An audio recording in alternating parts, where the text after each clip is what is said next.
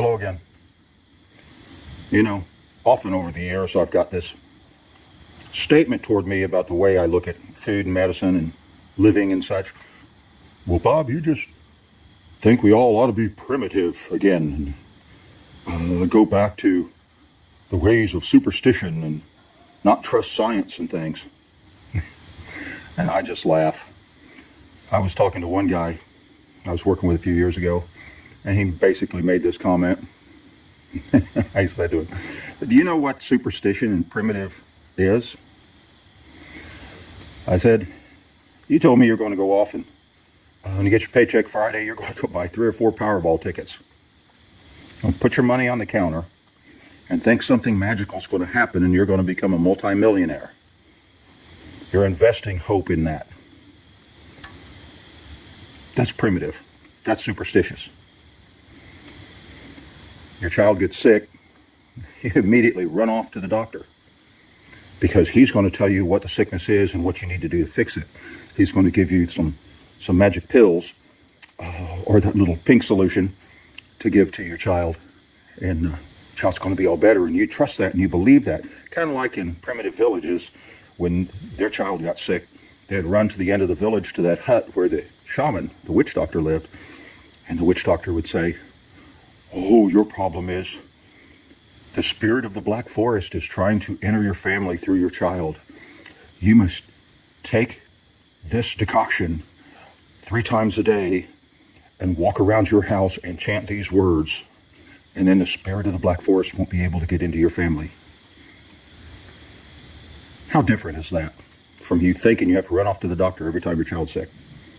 It's primitive. It's superstitious. You fall in love with this girl and she falls in love with you, and you think then you're supposed to marry her because you're soulmates, because she is your destiny. The science of that is that falling in love is a neurochemical reaction in your brain. And if it happens to you, and if it happens to her, well, that's nice. It feels good. It really does. But it doesn't mean anything.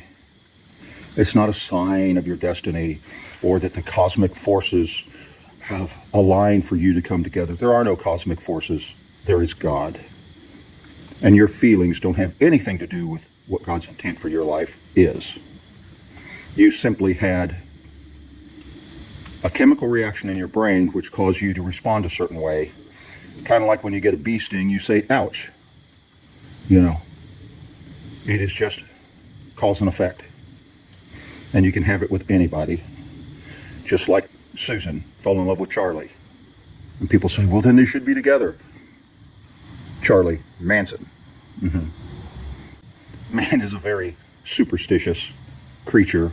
And if he's lazy, he wants to be primitive. I question a doctor like I had questioned the witch doctor at the end of the village. I don't hand off my ability to figure out what's going on with my body and my world to him any more than I hand off to a preacher to figure out why certain spiritual things are going on in my life. God expects me to be the chief expert in my world spiritually, in my world where it comes to groceries, in my world where it comes to medicine. Handing it off to somebody else,